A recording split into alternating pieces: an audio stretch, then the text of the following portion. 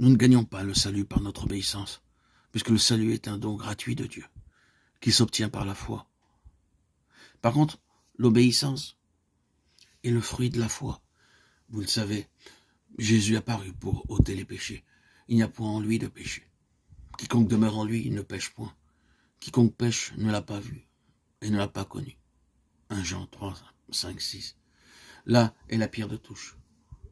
Si nous demeurons en Jésus, si l'amour de Dieu demeure en nous, nos sentiments, nos pensées, nos desseins, nos actes seront conformes à la volonté de Dieu, telle qu'elle est exprimée dans les préceptes de sa sainte loi.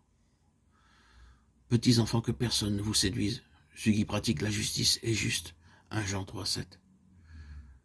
La justice est définie par la sainte loi de Dieu, énoncée dans les 10 préceptes donnés sur le mont Sinaï. La prétendue foi en Jésus-Christ, qui délie les hommes de l'obligation d'obéir à Dieu, n'est pas de la foi, mais de la présomption. C'est par la grâce que vous êtes sauvés, par le moyen de la foi. Mais la foi, si elle n'a pas les œuvres, elle est morte en elle-même. Éphésiens 2, 8, Jacques 2, 17. Avant son incarnation, Jésus disait de lui-même, « Je veux faire ta volonté, mon Dieu, et ta loi est au fond de mon cœur. » Psaume 49. Et au moment de remonter au ciel, il faisait cette déclaration, « J'ai gardé les commandements de mon Père et que je demeure dans son amour. » Jean 15, 10. Si nous gardons ces commandements, par là nous savons que nous l'avons connu, dit l'Écriture. Ce qui dit qu'il demeure en lui doit marcher aussi comme il a marché lui-même. 1 Jean 2, 3, 6. Christ aussi a souffert pour vous, vous laissant un exemple, afin que vous suiviez ses traces. 1 Pierre 2, 21. Les conditions de la vie éternelle sont aujourd'hui ce qu'elles ont toujours été, ce qu'elles étaient au paradis avant la chute de nos premiers parents. Une obéissance parfaite à la loi de Dieu, une justice parfaite. Si la vie éternelle était accordée à d'autres conditions, le bonheur de l'univers tout entier serait compromis. Le péché, tout son cortège de maux et de souffrances, serait immortalisé. Avant la chute, il était possible à Adam d'acquérir un caractère juste par l'obéissance à la loi de Dieu. Mais il échoua.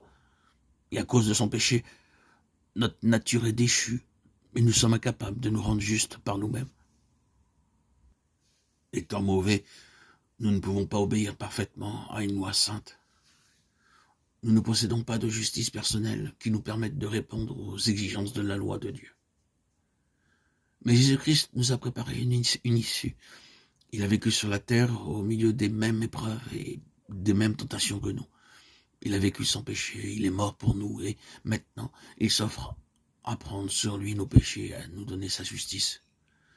Si vous vous donnez à lui et si vous l'acceptez comme votre sauveur, quelque coupable que votre vie ait pu être, vous êtes à cause de lui considéré comme étant juste.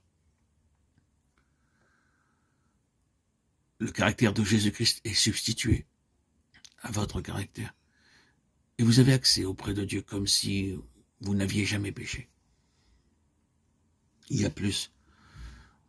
Jésus change votre cœur. Il y habite par la foi.